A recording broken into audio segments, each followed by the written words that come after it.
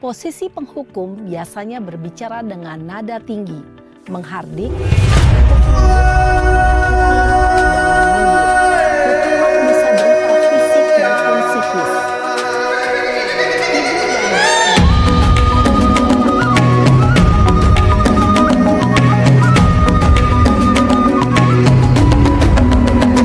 Bangun dan bukalah matamu, saatnya meraih mimpimu.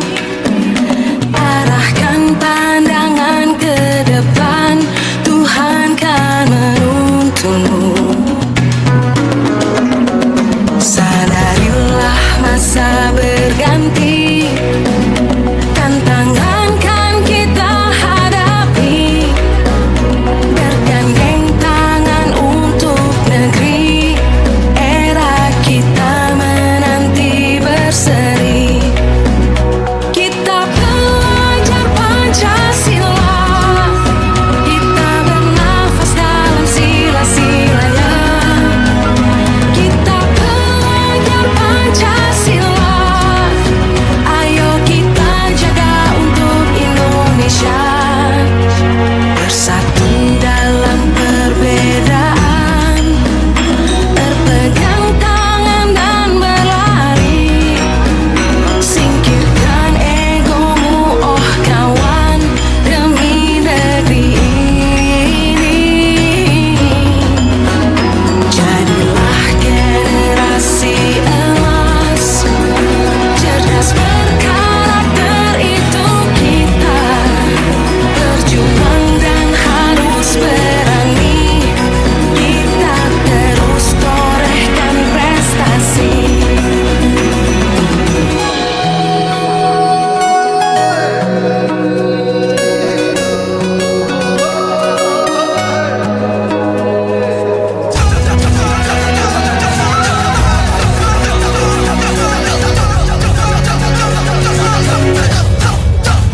Kita belajar Pancasila, kita bernafas dalam sila-silanya. Kita belajar Pancasila, ayo kita jaga untuk Indonesia. Kita belajar Pancasila, kita bernafas dalam sila-silanya. Kita belajar Pancasila, ayo kita jaga untuk Indonesia. Terlambat lagi ya sayang. Iya Bu, habis ibu saya lupa bangunkan saya Bu. Kau.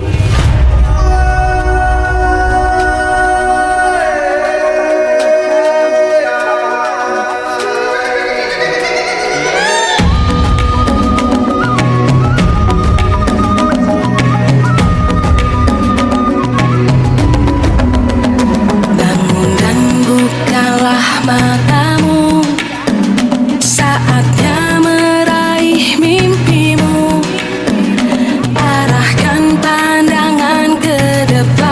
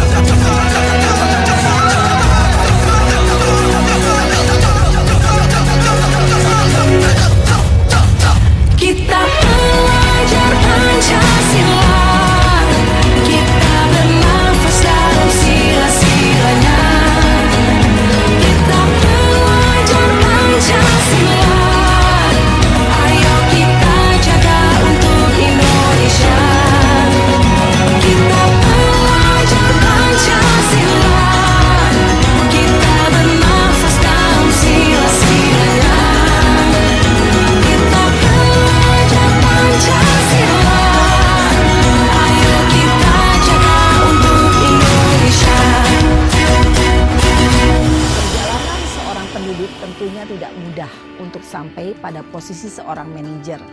Namun, tujuan kita pasti, yaitu menciptakan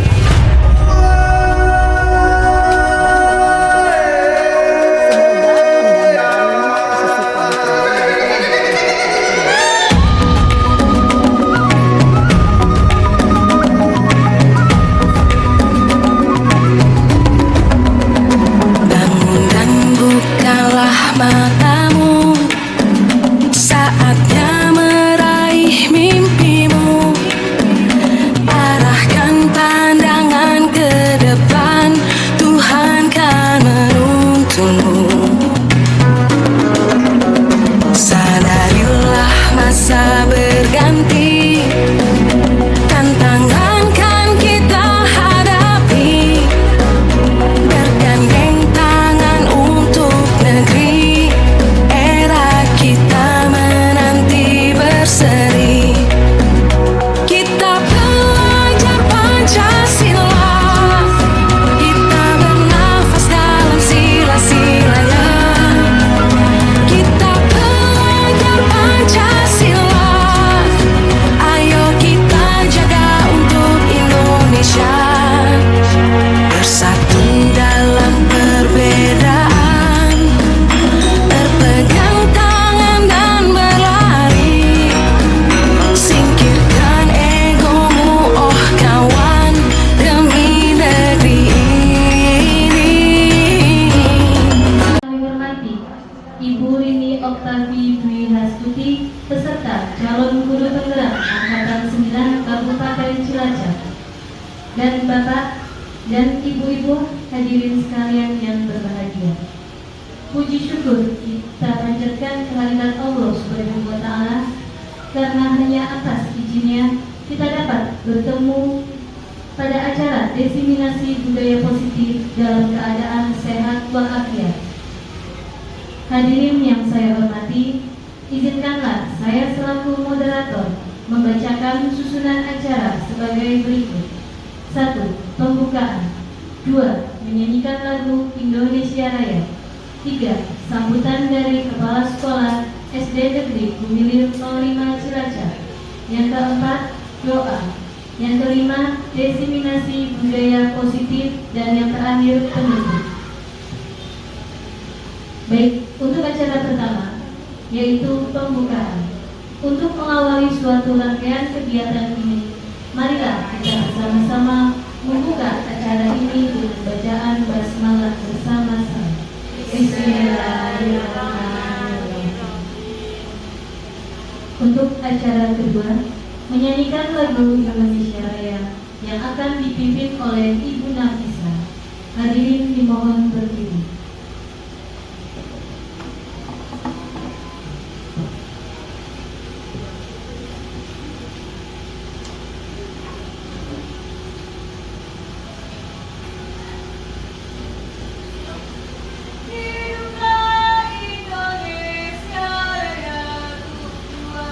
Indonesia tanah airku,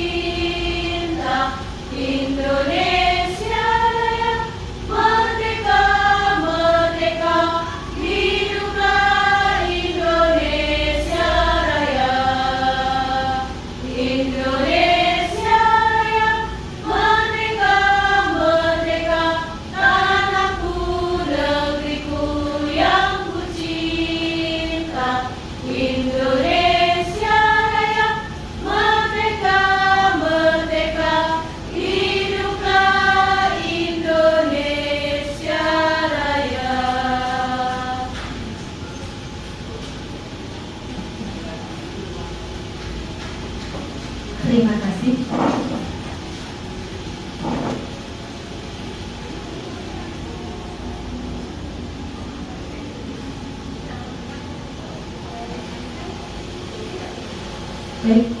untuk acara yang ketiga, yakni doa.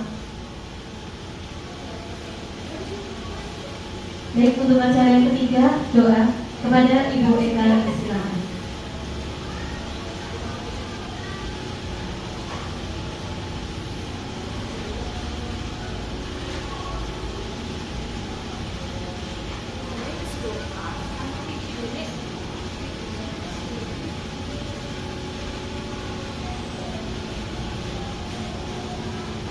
Bismillahirrahmanirrahim. Assalamualaikum warahmatullahi wabarakatuh.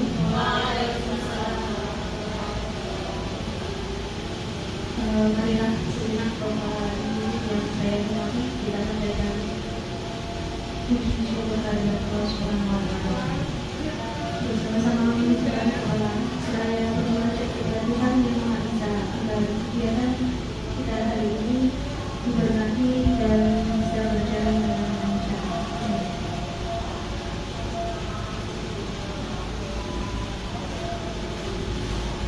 Bismillahirrahmanirrahim. Allahumma sholli ala sayyidina Muhammad wa ala ali sayyidina Muhammad. Ya Allah, ya Rahman, hari ini istimewa ini memang bagi kita menyelenggarakan acara destinasi budaya positif di sekolah dengan membangun itu dan bimbingan. Berkailah semua langkah dan perbuatan kami. Berikanlah itu semua sebagai kebenaran dan bagi yang bermanfaat. Ya Allah, ya Rahim, Engkau yang Maha Satu dan Maha Persatuan kami, dari memperkuat persatuan di antara kami. Jangan Engkau biarkan ada perpecahan di antara kami. Kami membuatkan persatuan itu agar bermanfaat bagi agama, negara dan bangsa ini. Ya Allah, ya Rahman, Engkau yang Maha Pengampun atas segala dosa. Ampunilah dosa kami, dosa kedua orang tua kami, pemimpin dan bangsa kami, dosa berapa kami. Berikanlah kami semua ini dalam lindungan rahmat dan ampunan. Ya Allah, ya Mujib, Engkaulah yang Maha mengabulkan doa. Perkenankanlah Engkau mengabulkan doa dan permohonan kami. Rabbana atina fid dunya hasanah wa fil akhirati hasanah wa qina adzabannar. Subhana rabbika rabbil izzati amma yasifun wa salamun 'alal mursalin walhamdulillahi rabbil alamin. Wassalamualaikum warahmatullahi wabarakatuh.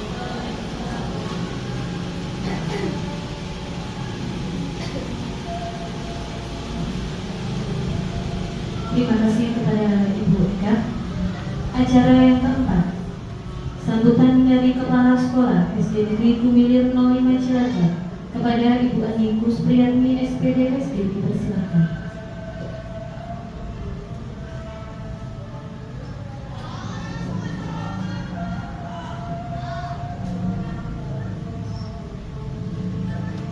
Assalamualaikum warahmatullahi wabarakatuh.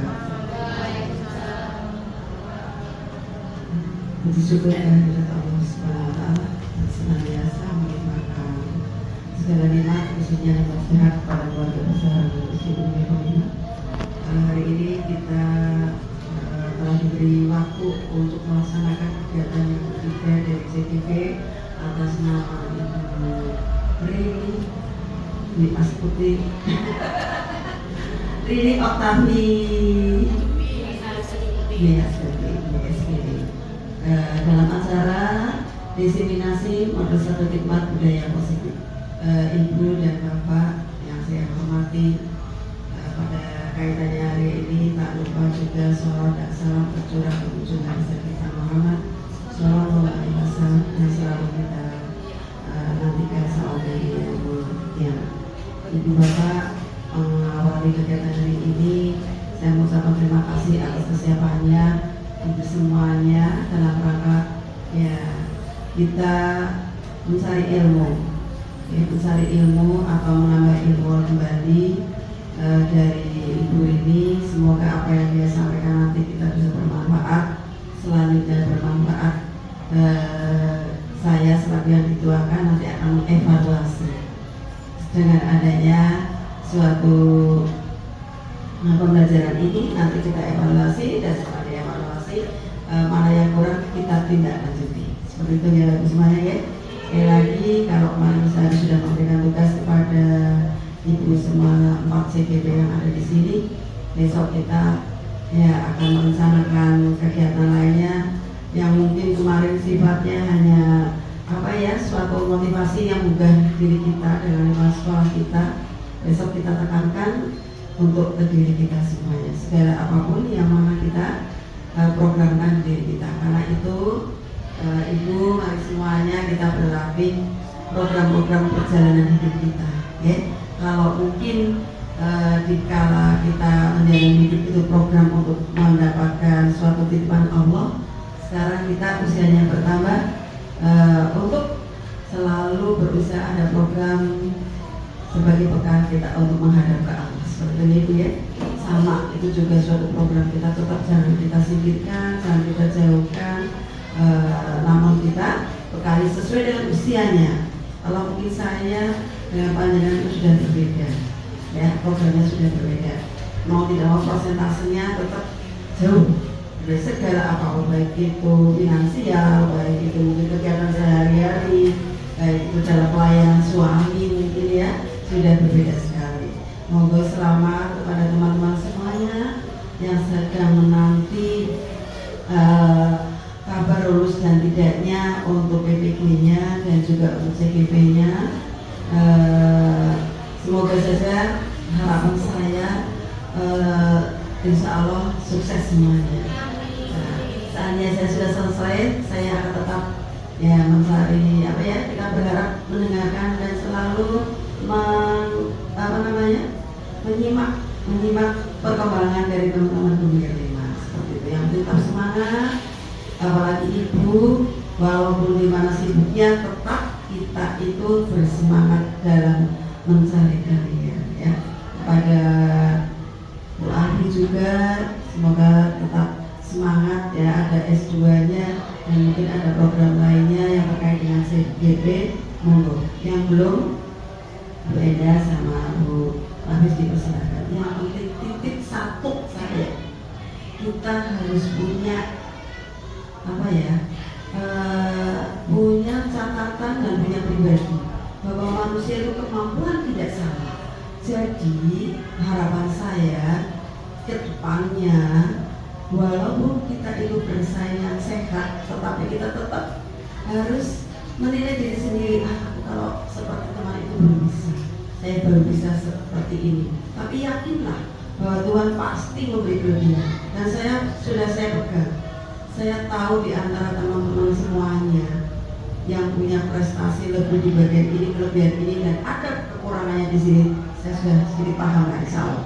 Ya, mudah-mudahan kalau panjenengan tetap memegang dengan apa yang kita miliki di hati bersama suami, Ibu, pasti kalian akan selamat hidupnya.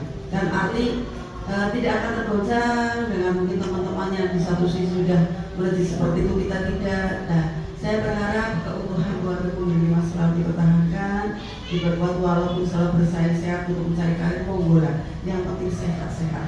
Belum bisa saya, besok saya belajar. Ya, kayak sudah ya, alhamdulillah. Dan tidak boleh sombong. Seperti kemarin dengan deklarasinya, kita tidak boleh saling menghina, saling mengejek, kekurangan teman lain tidak boleh. Apa yang deklarasi yang kemarin disampaikan, tetap kita sebagai guru harus mengikuti. Ya Bu ya. Kalau kemarin murid kita usahakan untuk selalu mengikuti itu. Harapan saya ini pun kita ya sebagai keluarga, teman-teman kerja ya harus kita ikuti.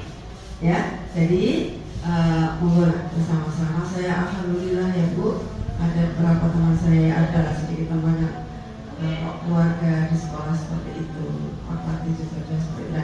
Saya mohon, alhamdulillah saya memang berdoa sama Allah. Pokoknya aku selama saya masih diberi kewenangan untuk jadi kepala sekolah, menjadi orang di 2K, di SD atau di tempat saya bekerja, tolong lindungilah saya sehingga dari teman-teman saya, keluarga saya, khususnya guru-guru saya, atasan saya, tetap melindungi kita semuanya. dan juga anak didik kita. Manakala kita hidup aman nyaman itu tenang. Anak-anak belajar dari pagi sampai siang aman, tidak apa-apa. Itu hanya bisa alhamdulillah saja Bu. Semuanya itu doa panjenengan. Dan saya terima kasih semuanya sudah terpenuhi lah apalah. Jadi kita paham laku kita, tindak tanduk kita, langkah kita jauh dekat itu Tuhan yang selalu mengaturnya. Jadi walaupun nanti ada rintangan, ada kerikil tajam, baik itu dari tempat kita bekerja, dari kita mengais rezeki lah ya, atau mungkin dalam keluarga, monggo berlatih disikapi dengan semangat, diyakini bahwa itu pasti kita bisa. Ya, mengapa saya selalu sebenarnya tidak punya kekuatan apa-apa lah kalau kita katakan yang punya kekuatan Tuhan, tapi kita selalu yakin bahwa saya pasti diberi kekuatan sama. Apapun bentuknya itu suatu peringatan bagi diri kita. Ya. Jadi terima kasih dan kita doakan dan ada teman kita yang sedang dalam dalam menjalani hidup, dalam menghadapi dalam perjalanan hidup ini pasti itu ya sedikit ada kendala. Kita doakan semoga apa kendala pada teman-teman kita, pada ibu sendiri juga kita saling mendoakan supaya semuanya bisa berjalan lancar, semuanya tetap dilindungi Allah dan Tuhan akan memberi solusi yang terbaik baginya. Gitu ibu ya, termasuk pelajaran ini juga sama. Kita anak didik kita semuanya keluarga penerima selalu kita doakan. Jadi yakinlah Bu dengan budaya positif kita selalu membaca literasi agama itu sudah luar biasa. Jadi saya berharap memang punya ruh untuk SD kita. Siapa yang orang masuk ke sini seolah itu ada cahaya, ada ruh hidup. Ibaratnya orang hidup itu SD kita itu benda mati ini itu ada ada cakrawala, ada sinyal ibaratnya seperti itu. Siapapun yang kesini. Dan saya merasa begitu begitu saya masuk ke sini ya, insya Allah aku bisa masuk. Ternyata semuanya itu semuanya kita kais, kita usahakan dengan program literasi agama nomor 1 itu. Karena dengan suara anak-anak itu, ya saya katakan kalau pas sedang Asmaul Husna pas 60 yang di atas ya, itu saya oh ya ini karena kita terdengar di angin sini kesana, insya Allah itu akan selalu membimbing kita. Jadi monggo pada guru kelas 6, guru kelas 5 ya, Asmaul Husna nanti diperkuat kembali lah, diperkuat ya. Walaupun insya Allah saya pasti kepada ibu semuanya sudah dalam hati itu pasti berdoa selalu ya. Walaupun saya tidak selalu mengawali berdoa di pagi hari, tapi itu sudah niatnya dengan baca Bismillah saja lah. Apa luar biasa itu. Sekian dari saya, semoga dengan Bismillah juga pada CPP yang angkatan 9 ini cepat lolos, dan untuk yang PPG juga kita nantikan cepat lolos dan nanti finansialnya bisa dinikmati bersama-sama. Saya terima kasih, kurang mohon maaf. Insya Allah saya kembali bersama selesai Bu Didi. Alhamdulillah saya tidak ada acara sesuatu Pak. Terima kasih dari saya, Ahlul Khali. Ya, ibu walidayah. Wassalamualaikum warahmatullahi wabarakatuh.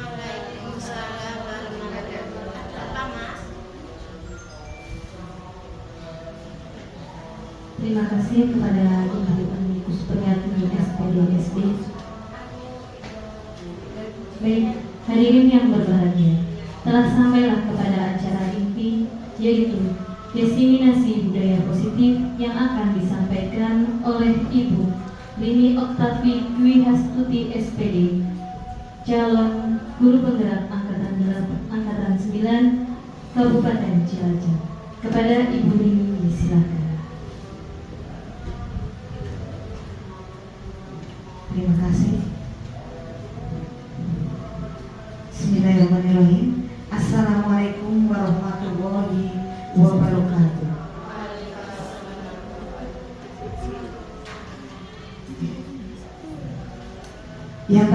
Yang terhormat kepada Ibu Kepala Sekolah SD Negeri Gumilir 05 Cilacap, yang saya hormati pula teman-teman guru SD Negeri Gumilir 05 Cilacap Utara. Perkenankanlah saya di sini untuk memaparkan aksi nyata diseminasi modul 1.4 budaya positif. saya Rini Oktavi Dwi Hastuti SPD CGB Angkatan 9 Unit Kerja SD Negeri Gumilir 05 Cilacap.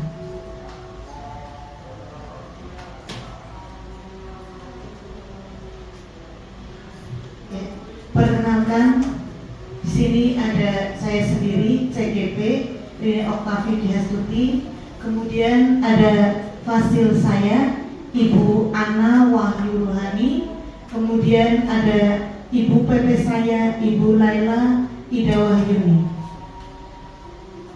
Kemudian di sini ada Ibu Kepala Sekolah saya Ibu Ani Kuspriyatni SPD selaku Kepala Sekolah. Sebelum saya melaksanakan kegiatan diseminasi ini, saya berkoordinasi dengan Ibu Kepala Sekolah, kemudian dengan rekan sejawat. Baiklah, sebelum dimulai, maka kita mau ice breaking dulu ya, Bapak Ibu, biar semangat.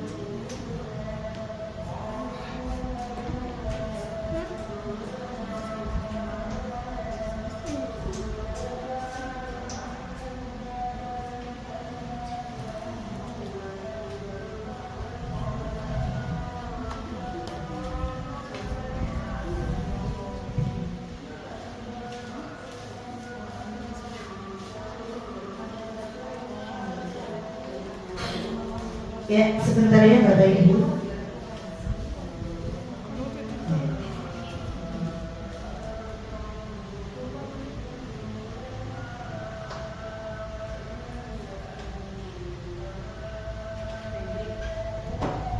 Pendek, panjang,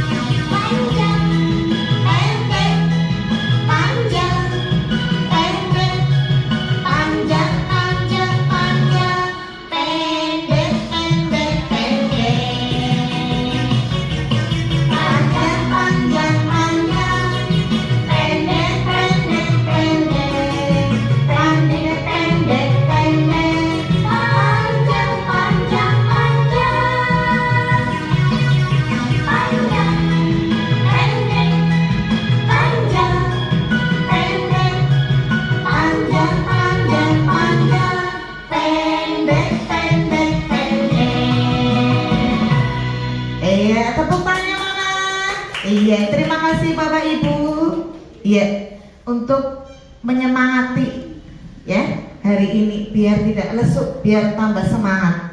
Ya, dilanjut lagi.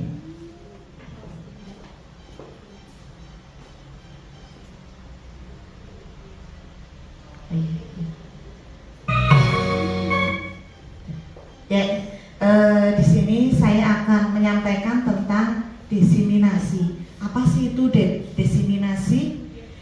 Diseminasi yaitu suatu kegiatan penyebaran informasi yang ditujukan kepada kelompok target atau individu agar mereka memperoleh informasi, timbul kesadaran, menerima, mengubah perilaku, sasaran, dan akhirnya mereka mampu memanfaatkan informasi tersebut. Ya, intinya di sini diseminasi adalah menyebarkan informasi yang baik untuk semua halayak, Bapak Ibu. Ya, tujuan dari diseminasi budaya positif yaitu menyebarkan informasi dan pengetahuan secara efektif kepada masyarakat dengan cara yang mudah dan relevan dengan kebutuhan mereka. Kemudian di sini ada konsep utama modul budaya positif. Yang pertama yaitu adanya perubahan paradigma belajar. Yang kedua ada disiplin positif. Ketiga, kebutuhan dasar manusia. Yang keempat, motivasi perilaku manusia. Yang kelima, posisi kontrol guru. Yang keenam, ada keyakinan kelas. Yang ketujuh, ada segitiga restitusi.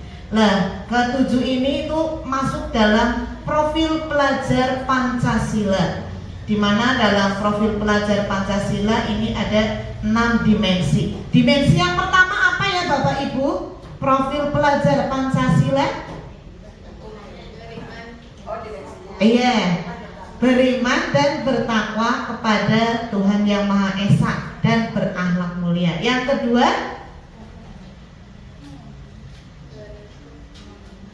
berkebinekaan global. Kemudian yang ketiga ada, iya pintar banget Ibu Haya, bergotong royong. Iya, Ibu Haya ini soalnya senang gotong royong ya. Iya. Kemudian yang berikutnya ada mandiri ya, bukan mandi sendiri, tapi mandiri di sini yaitu melakukan segala sesuatunya itu dengan rasa percaya diri yang tinggi ya. Tidak tanpa bantuan orang lain, yaitu percaya diri dengan kemampuan yang ia miliki. Kemudian yang berikutnya yaitu ada kreatif. Kreatif di sini siswa itu mampu ya, mampu memunculkan, membuat suatu produk, dan di mana nanti produk itu akan dipamerkan dalam gelar karya P5 ini biasanya. Kemudian yang berikutnya itu ada bernalar kritis, di mana sekarang kemampuan bernalar kritis itu untuk SD itu sangat ditekankan. Di sini kurikulum Merdeka itu ada yang namanya HOT ya, berpikir tingkat tinggi. Itu dari C4, C6, C5 dan C6 itu ya. Kemudian yang selanjutnya yaitu pembelajaran dengan paradigma baru. Apa itu? Pembelajaran paradigma baru itu memfokuskan peserta didik sebagai pusat dalam kegiatan pembelajaran. Melalui rancangan siklus yang berkesinambungan, pembelajaran paradigma baru memberi ruang yang lebih longgar pada siapa? Pada peserta didik dalam menyusun perencanaan serta merumuskan asesmen yang sesuai dengan kebutuhan peserta didik. Ya, asesmen itu penilaian ya Bapak Ibu, di mana pada kurikulum Merdeka ketika anak baru masuk sekolah itu setelah libur itu ada yang namanya asesmen diagnostik ya Bapak Ibu, di mana kita bisa mengetahui kemampuan awal siswa itu mulai dari asesmen diagnostik. Kemudian yang berikutnya ada perubahan paradigma teori kontrol, atau nama lainnya itu adalah ilusi kontrol. Ilusi itu ada 4 ya. Di sini yang pertama, ilusi guru mengontrol murid. Yang kedua, ilusi bahwa kritik dan membuat orang merasa bersalah dapat menguatkan karakter siswa. Yang ketiga, ilusi bahwa semua penguatan positif efektif dan bermanfaat. Yang berikutnya, ilusi bahwa orang dewasa memiliki hak untuk memaksa. Itu macam-macam ilusi kontrol. Kemudian yang berikutnya ada perubahan paradigma stimulus respon teori kontrol. Siapa sesungguhnya yang memiliki teori kontrol? Ya, ada 2, stimulus respon dan teori kontrol. Di sini stimulus respon itu kita mencoba mengubah orang agar berpandangan sama dengan kita. Yang berikutnya, teori kontrolnya itu kita berusaha memahami pandangan orang lain tentang dunia. Apa sih itu dunia ya? Karena pandangan masing-masing manusia itu berbeda-beda ya. Tanggapan masing-masing orang tentang dunia itu berbeda-beda. Ada yang bilang dunia itu bulat, ada yang bilang dunia itu surganya manusia ya. Kemudian perilaku buruk dilihat sebagai suatu kesalahan. Kemudian semua perilaku memiliki tujuan. Ini teori kontrolnya. Stimulus responnya lagi, orang lain bisa mengontrol saya. Teori kontrolnya,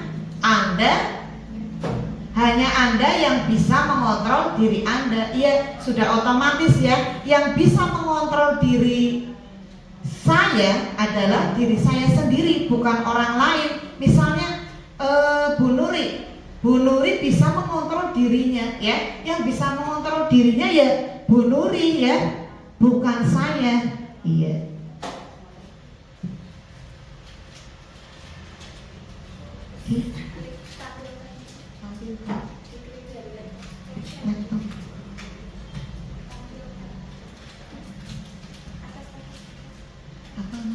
Oh iya.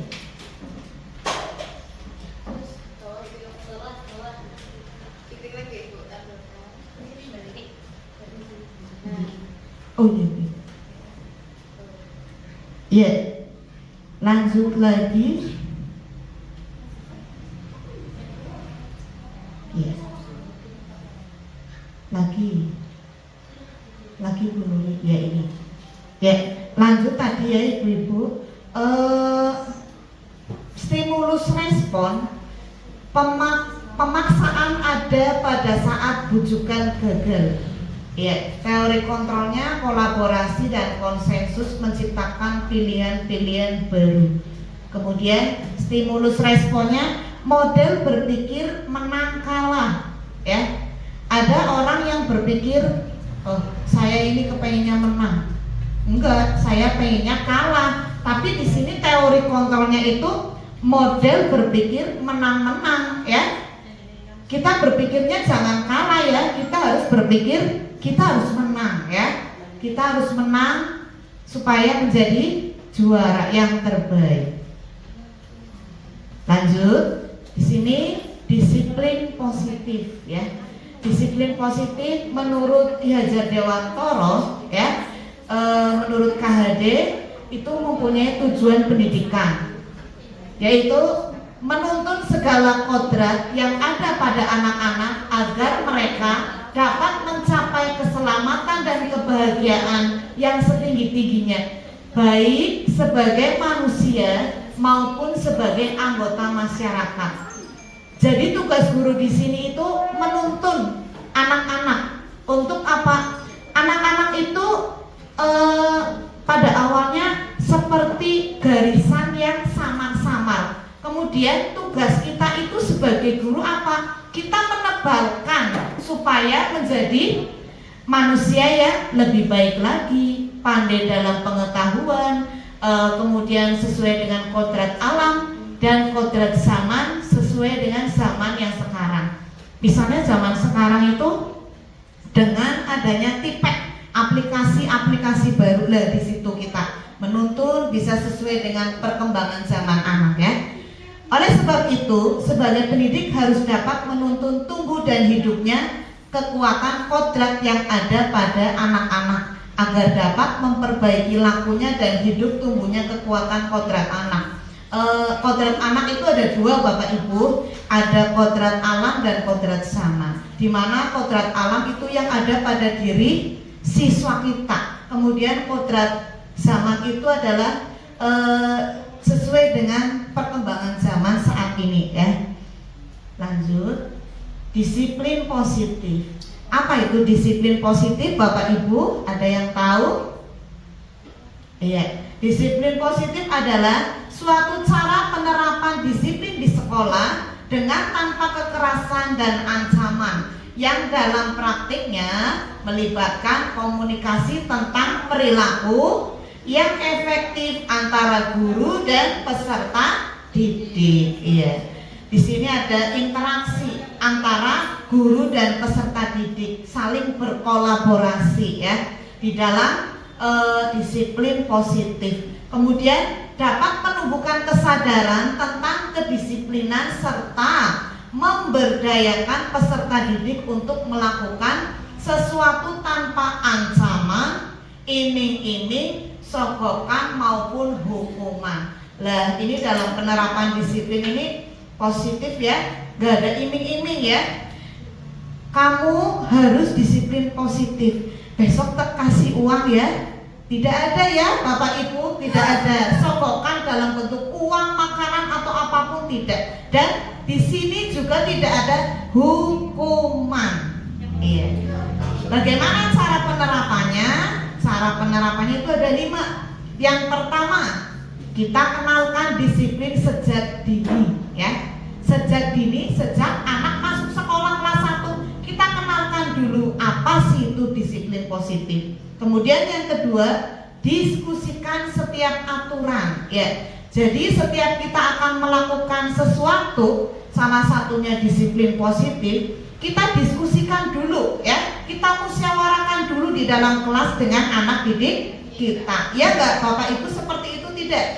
Iya, bagus sekali ya. Iya. Yang ketiga itu ada kesepakatan yang dibuat. Iya. Kemudian keempat, memberikan konsekuensi yang logis.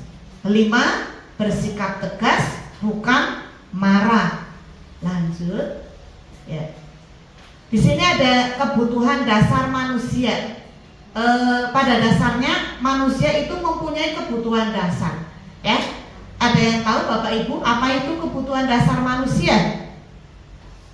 Ya, kebutuhan dasar manusia itu ada apa saja? Ada 5 Bapak Ibu ya, yang mendasar yang harus didapat oleh kita ya. Yang pertama itu ada kebutuhan fisiologis.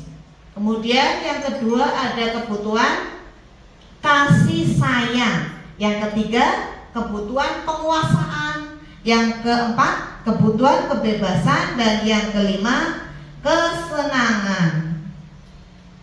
Ya, akan kami upas satu persatu tentang kebutuhan dasar manusia. Yang pertama, kebutuhan fisiologis. Apa itu? Adalah kebutuhan bertahan hidup. Ada makan, minum, ya, tempat berlindung, beristirahat, keamanan dan kesehatan. Itu perlu kita dapatkan ya Bapak Ibu. Itu menjadi landasan utama kebutuhan dasar manusia. Makan ya. Kemudian yang kedua, ada rasa kasih sayang ya. Kasih sayang sesama manusia itu harus berkaitan dengan kebutuhan dengan teman kerja, kemudian keluarga, sahabat dan pasangan kita. Ketika kita dengan teman kita, pasangan kita tidak saling kasih sayang, bagaimana? Akan tercipta apa? Ya, maka tercipta suasana yang tidak menyenangkan. Maka ini perlu kebutuhan dasar ya, kasih sayang. Kemudian yang ketiga ada penguasaan. Yang keempat, kebutuhan akan kesenangan. Bapak Ibu Butuh kesenangan nggak? Butuh ya. Iya, siapa sih yang nggak kepengen seneng ya?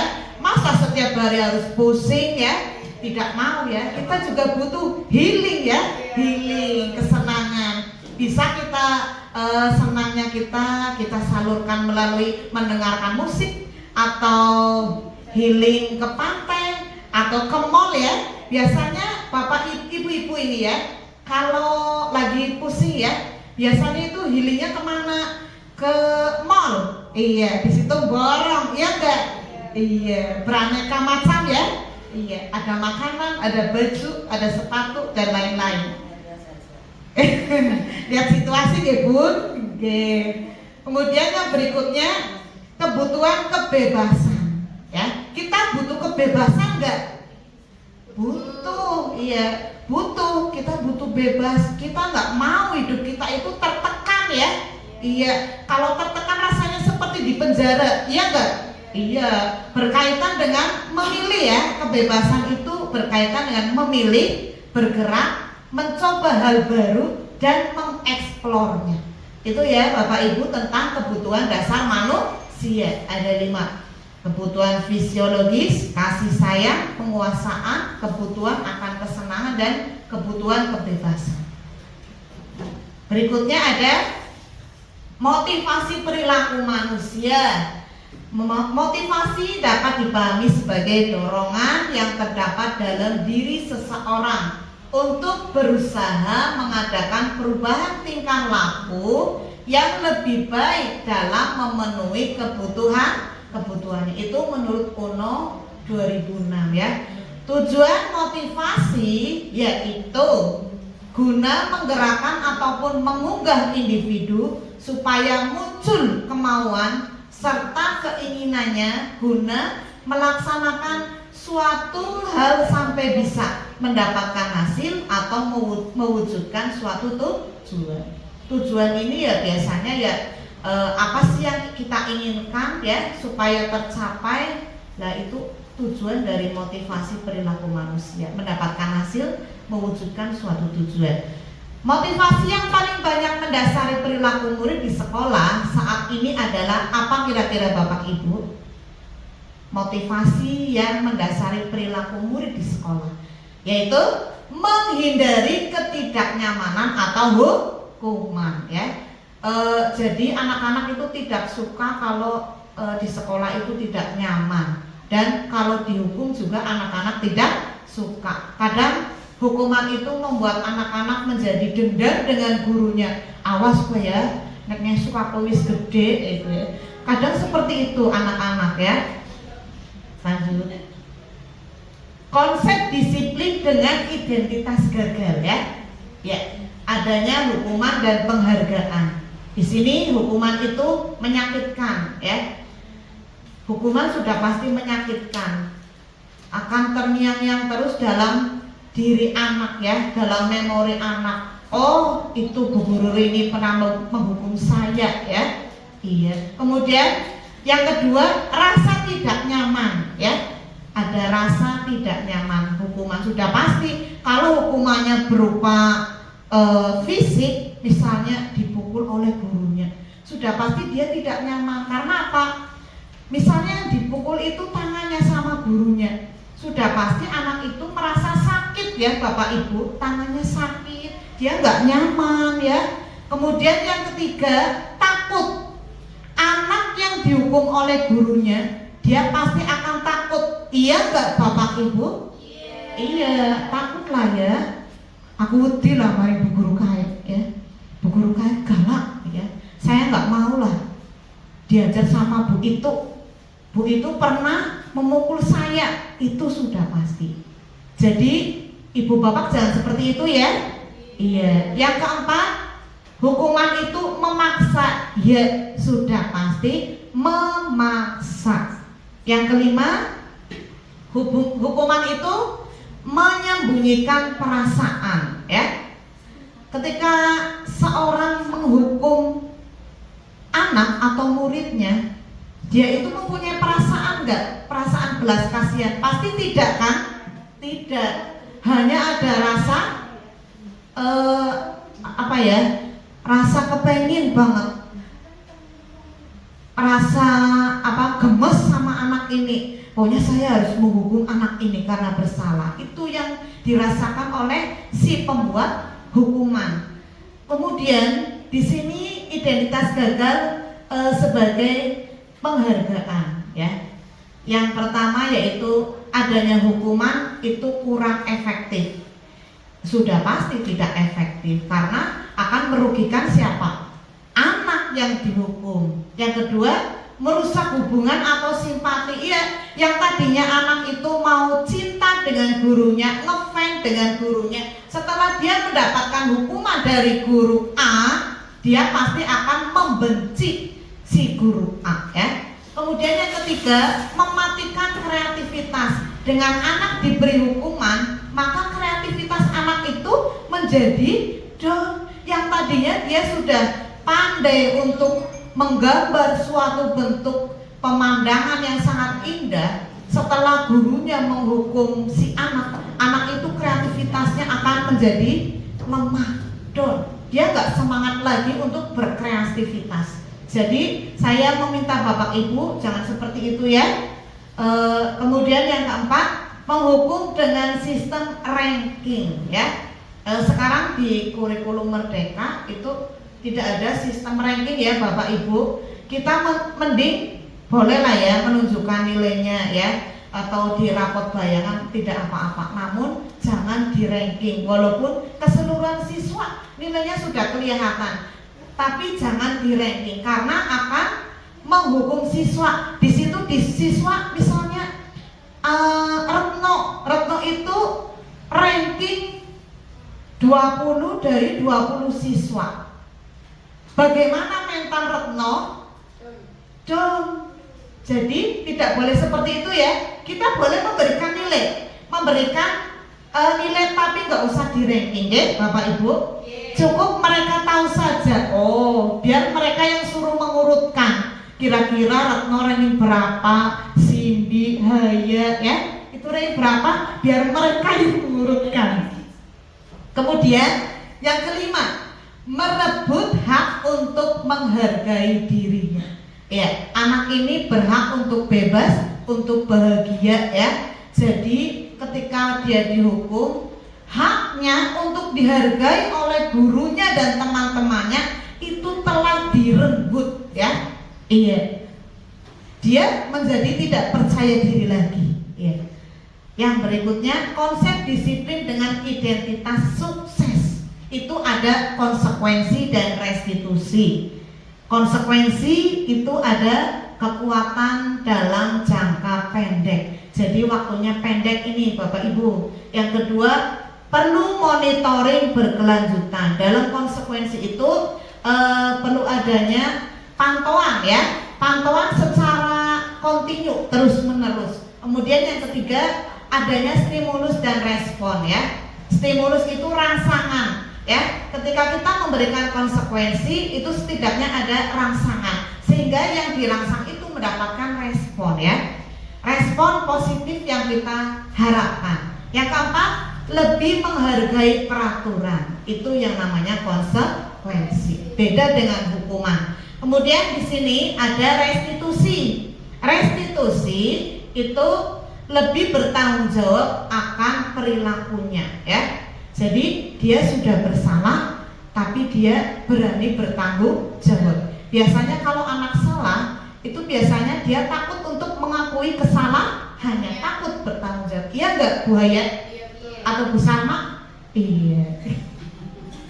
Yang kedua, fokus pada pemecahan masalah, ya. Ya, dalam restitusi ini itu fokus untuk memecahkan masalah yang dialami oleh peserta didik, ya. Di sini kita juga bisa menggunakan restitusi ketika murid kita itu bersalah, ya. Nanti di belakang itu ada contoh restitusi. Kemudian yang ketiga, lebih menghormati dirinya dan orang lain. Ketika adanya restitusi, maka dirinya dan orang lain itu akan lebih dianggap dan ada. Kemudian yang keempat, dapat mengendalikan kontrol dirinya, ya. Emosi, kemudian mengendalikan Sabar ya di sini. Lanjut. Konsep disiplin dengan pendekatan restitusi ya. Apa itu restitusi? Ya, restitusi adalah proses menciptakan kondisi murid untuk memperbaiki kesalahan mereka sehingga mereka bisa kembali pada kelompok mereka dengan karakter yang lebih kuat. Di sini setelah mereka melakukan restitusi, mereka percaya dirinya itu lebih meningkat, tidak mematikan kreativitas anak didik kita. Karena di situ nanti ada penguatan ya, kemudian ada pemecahan masalahnya dan solusi ya. Kemudian yang berikutnya ada ciri-ciri restitusi. Ada 5 Bapak Ibu. Restitusi itu bukan untuk menebus kesalahan. Kemudian restitusi untuk memperbaiki hubungan. Iya betul. Yang tadinya hubungannya tidak baik dengan bapak ibu gurunya karena mendapatkan hukuman. Kemudian yang ketiga, restitusi adalah tawaran, bukan paksaan. Yang keempat, restitusi menuntun untuk melihat ke dalam diri. Di sini ada tuntunan restitusi yang menuntun siswa untuk menjadi lebih baik lagi dan tidak mengulangi kesalahannya. Yang kelima, fokus pada karakter bukan tindakan. Yang berikutnya adalah contoh ya. Ini contoh dari hukuman, konsekuensi, dan restitusi. Hukuman, guru menghukum murid berdiri selama 15 menit di dalam kelas. Dulu ini sering dipakai ya oleh bapak ibu guru kita. Ketika melakukan kesalahan, muridnya disuruh maju ke depan kelas, suruh berdiri, ya enggak? Iya. Ada yang 10 menit, ada yang 15 menit ya. Iya. Terus guru marah-marah, murid jadi takut enggak? Bu Nafis, murid jadi takut enggak? Takut ya. Kemudian konsekuensi, guru meminta murid untuk mengerjakan tugas sebanyak 3 kali lipat.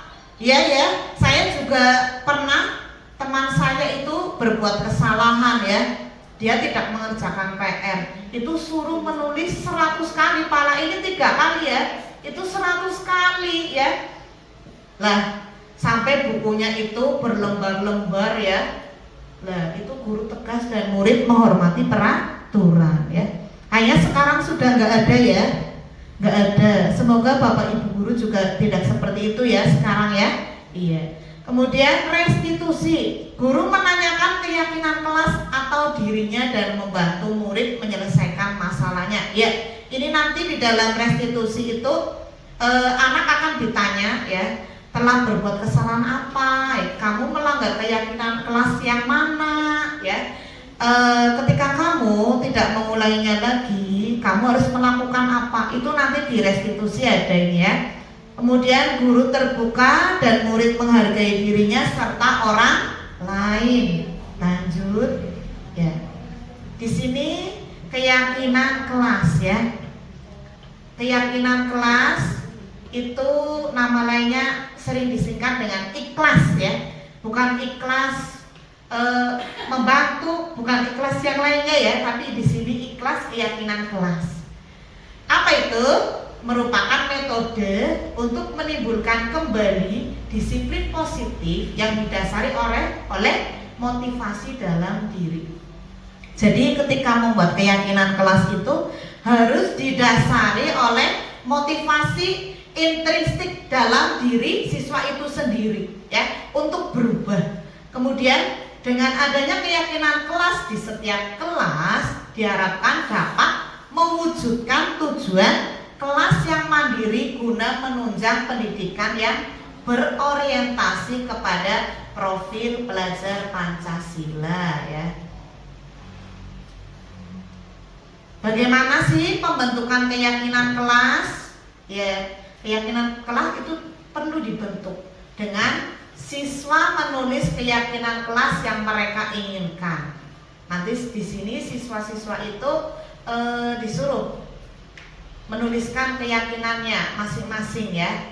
Kemudian guru dan siswa mengulas keyakinan yang telah tertulis. Guru dan siswa memilih-milih ya keyakinan kelas yang penting. Keyakinan kelas sebenarnya banyak, tapi di situ dipilih intinya ya. Yang inti yang masuk di dalam kelas tersebut supaya anak-anak yang ada di kelas tersebut itu menjadi lebih baik lagi dan memiliki sopan santun yang lebih baik lagi. Kemudian mengubah keyakinan kelas menjadi kalimat positif. Di sini itu awalnya keyakinan kelas itu dengan kalimat negatif. Kemudian misalnya dilarang mencontek ya. Nah itu kalimat positifnya yaitu siswa wajib mengerjakan sendiri ya. Kalimat negatifnya itu dilarang mencontek. Positifnya siswa mengerjakan sendiri tugas yang diberikan oleh guru. Kemudian mengecek dan menyepakati keyakinan.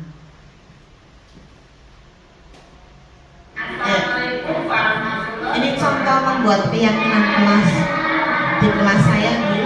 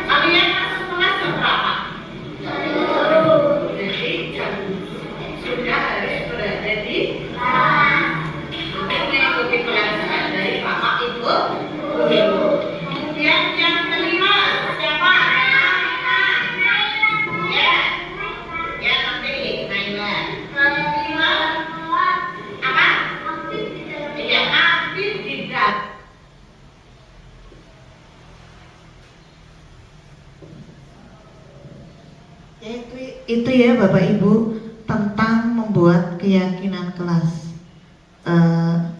Kita bicarakan dulu, diskusikan dengan murid-murid kita ya, dengan peserta didik kita. Apa sih yang mereka inginkan tentang kelas mereka supaya tertib ya, supaya nyaman. Kemudian yang berikutnya yaitu keyakinan yang telah terbuat ya, sudah kita yakini di dalam kelas kami, kelas 2A, yaitu ada 6. Yang pertama yaitu bertanggung jawab mengerjakan piket. Jadi di sini anak biar gemar untuk melaksanakan tanggung jawabnya untuk piket ya, kebersihan kelas. Karena piket itu adalah tanggung jawab kelas ya, murid-murid yang ada di kelas. Kemudian yang kedua, bersikap tenang saat pembelajaran berlangsung. Ini ya, ini yang biasanya sering terjadi. Ketika pembelajaran, siswa itu bicara sendiri ya, berisik dan asik dengan mainannya sendiri. Nah di sini kita lakukan keyakinan kelas ya, supaya dalam pembelajaran itu tenang dan tertib. Kemudian di sini juga ada bersikap jujur. Jujur itu adalah yang pertama. Bukan berarti jujur itu ajur, tapi jujur itu adalah nomor 1 ya. Orang sukses itu berawal dari sikap jujurnya ya. Kemudian yang berikutnya ini jujur. Kemudian bekerja sama menjaga kebersihan kelas. Iya, bareng-bareng bersama teman-teman peserta didik membersihkan kelas supaya kelasnya lebih indah. Terus lagi lanjut ya.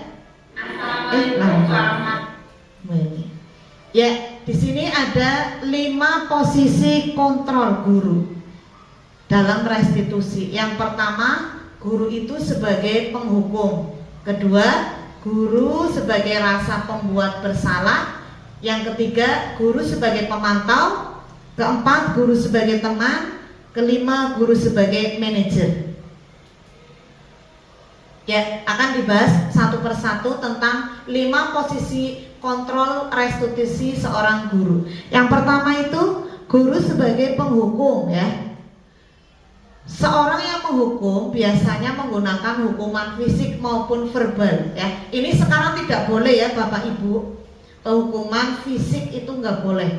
Guru yang menjalankan posisi penghukum senantiasa mengatakan bahwa sekolah memerlukan sistem atau alat yang dapat lebih menekan murid-murid. Lebih menekan murid-murid. Guru yang menerapkan posisi penghukum itu biasanya berkata selalu selesai terakhir ya.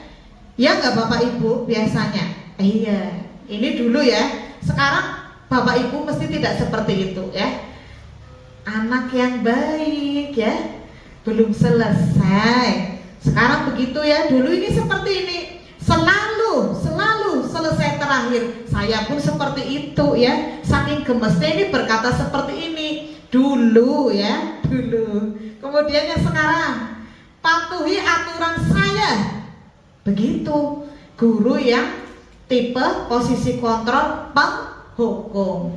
Terus lagi, kamu selalu saja salah ya. Itu dulu, sekarang enggak ya? Sekarang enggak. Kamu kenapa salah? Ayo belajar dengan Bu Guru lagi ya. Iya. Kemudian lanjut, itu posisi guru sebagai penghukum.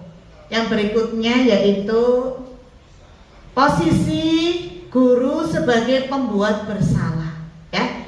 Secara tidak kita sadari kita pernah berada di posisi kontrol ini ya Bapak Ibu guru. Iya. Dalam posisi ini itu menggunakan keheningan yang membuat orang lain merasa bersalah atau rendah diri. Kata-kata keluar dengan lembut pada posisi ini. Begini. Ibu sangat kecewa sekali dengan kamu anak ya. Sangat kecewa. Nah, nanti di sini ini anak yang seperti itu kan oleh ibu gurunya, dia akan merasa bersalah. Yalah, saya sudah membuat kecewa Bapak Ibu guru, saya sudah membuat kecewa guru saya. Apa yang harus saya lakukan? Ini anak merasa bersalah kalau gurunya ini sebagai posisi kontrol pembuat rasa bersalah ya. Jadi kita tidak boleh seperti itu lagi ya. Soalnya anak-anak kita itu sangat perasa ketika dia dimarahi ya, atau dibilang oleh Bapak Ibu gurunya yang membuat dia itu rendah hati ya. Dia itu akan merasa kepikiran terus. Orang dewasa juga seperti itu, apalagi anak-anak, karena anak-anak ini masih usia belajar, usia bermain, di mana mereka itu senangnya belajar sambil bermain. Kemudian di sini berapa kali Bapak harus memberitahu kamu, ya, saking gemesnya itu seperti itu. Berapa kali, ya? Ini adalah contoh guru sebagai pembuat rasa bersalah. Yang berikutnya yaitu guru sebagai pemantau, ya. Ada di sini posisi guru sebagai pemantau. Apa itu? Posisi guru di sini, kontrol guru di sini mengawasi, ya. Posisi pemantau berdasarkan pada peraturan-peraturan dan konsekuensi. Sebagai posisi guru yang menggunakan model ini akan memberi pertanyaan di bawah ini. Yang pertama, apa yang telah kamu lakukan? Iya. Kemudian, peraturannya apa? Terus, sanksi dan konsekuensinya apa? Itu biasanya pemantau ya. Biasanya di sini ada siswa yang terlambat ya, jarang mengerjakan tugas. Itu selalu dipantau atau diawasi oleh guru ya. Iya. Ketika dia misal anak itu mempunyai kecenderungan suka mencuri. Lah guru ini sebagai pemantau mengawasi. Oh, apa yang sedang kamu lakukan? Ternyata kamu sedang mencuri ya. Lanjut. Ya. Guru sebagai teman ya. Di sini ini juga bagus guru sebagai teman ya. Karena pada posisi kontrol guru ini, guru tidak akan menyakiti murid ya, namun akan tetap berupaya mengontrol murid menjadi persuasi. Posisi teman pada guru bisa positif dan negatif. Pada posisi positif, di sini hubungan baik terjalin antara guru dan murid ya.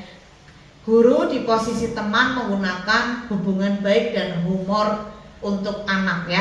Biasanya di sini guru sebagai posisi kontrol teman itu mengajak anak didiknya sebagai temannya ya. Layaknya teman peserta didik dengan peserta didik lainnya, seperti itu. Kemudian di sini ada segitiga restitusi. Apa itu segitiga restitusi? Segitiga restitusi adalah sebagai salah satu cara menanamkan disiplin positif pada murid sebagai bagian dari budaya positif di sekolah. Ya tadi yang saya bilang, di sini nanti ketika ada permasalahan yang terjadi pada murid itu akan diatasi dengan restitusi.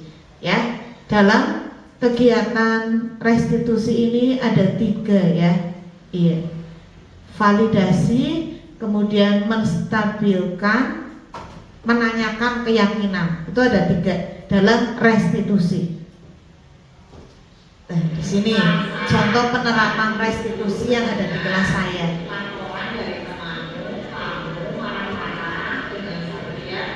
Itu kenapa Sasa?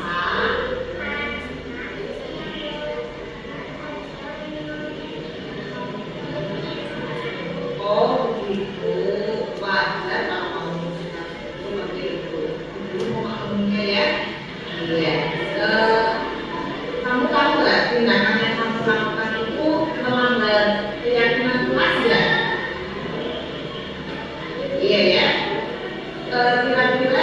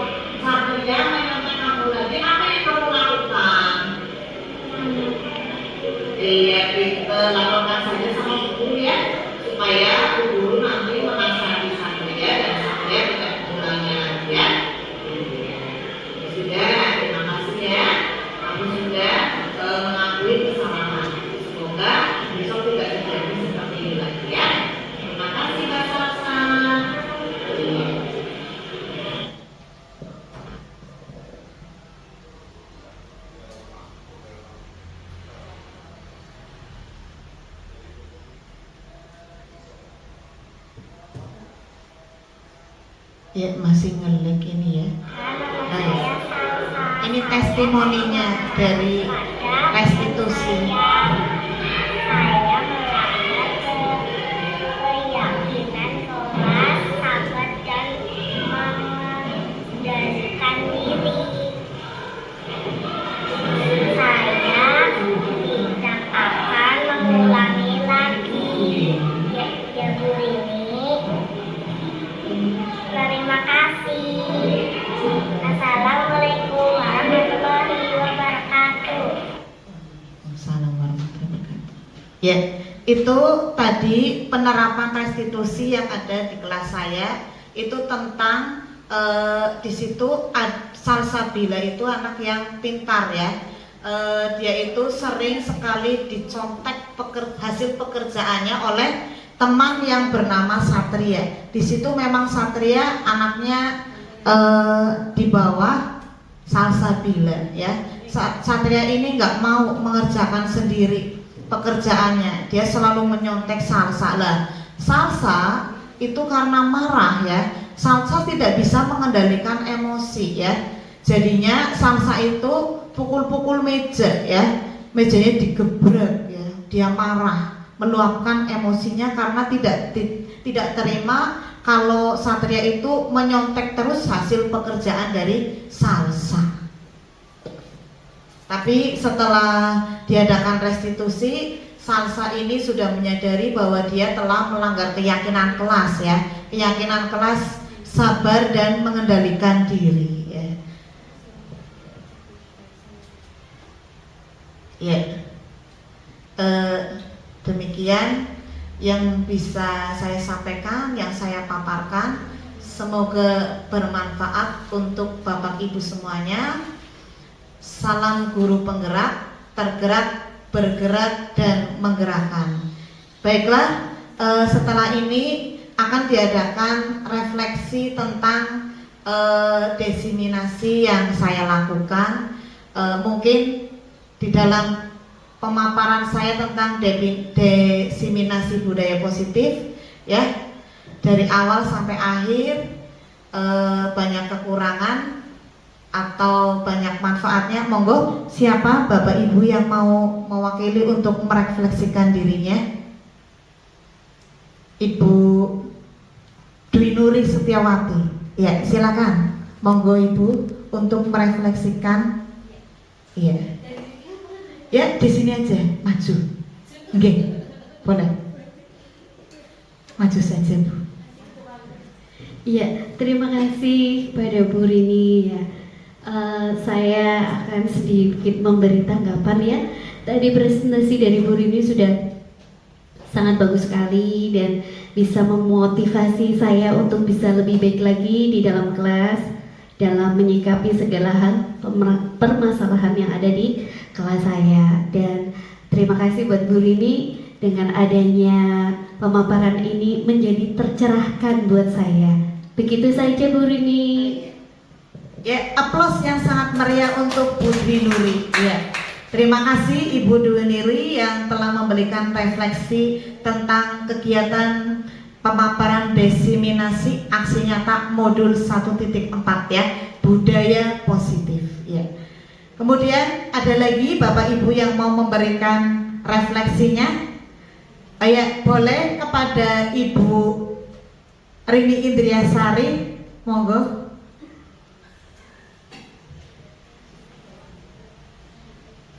Monggo Ibu Rini Indriasari. Assalamualaikum warahmatullahi wabarakatuh. Tanggapan saya atas presentasinya Bu Rini Oktavi sudah sangat bagus sekali dan sangat menginspirasi bagi saya. Mudah-mudahan kita membangun bersama sekolah ini selalu melanjutkan budaya positif demi kebaikan dan demi kemajuan SD kita. Ya, ini saja. Terima kasih. Assalamualaikum warahmatullahi wabarakatuh. Waalaikumsalam warahmatullahi wabarakatuh. Ya, terima kasih. Ya, atas refleksi yang telah diberikan oleh Ibu Rini Indriasari ya. bahwa di sini disiplin positif itu sangat membawa dampak yang sangat bagus untuk perkembangan anak didik kita dan membawa budaya positif seperti judulnya ya, budaya positif, membudayakan anak untuk berpikir lebih positif ya, dan meninggalkan sesuatu yang negatif ya, karena berpositif thinking itu jauh lebih baik daripada bernegatif thinking. Iya. Sekarang kita menuju ke arah yang lebih baik lagi, yaitu positif, budaya positif ya. Terima kasih Bapak Ibu.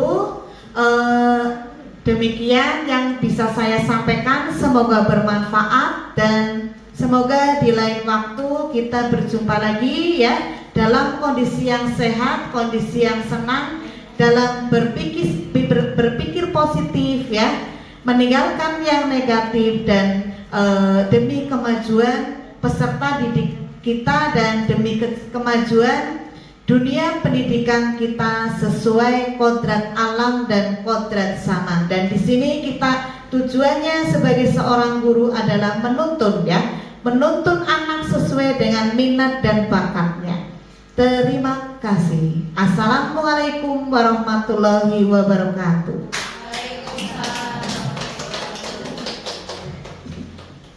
Terima kasih Bapak Ibu.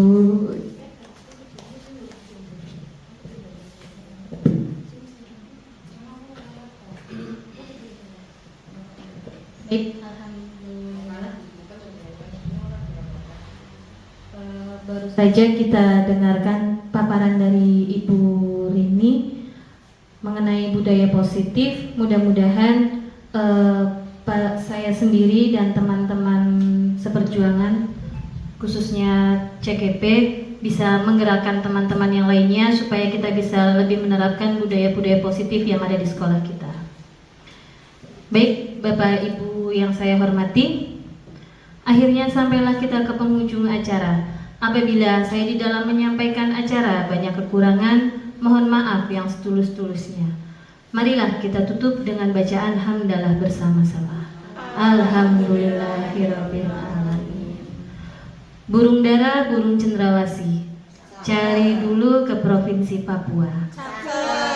Cukup sekian dan terima kasih. Semoga bermanfaat untuk kita. Wassalamualaikum warahmatullahi wabarakatuh.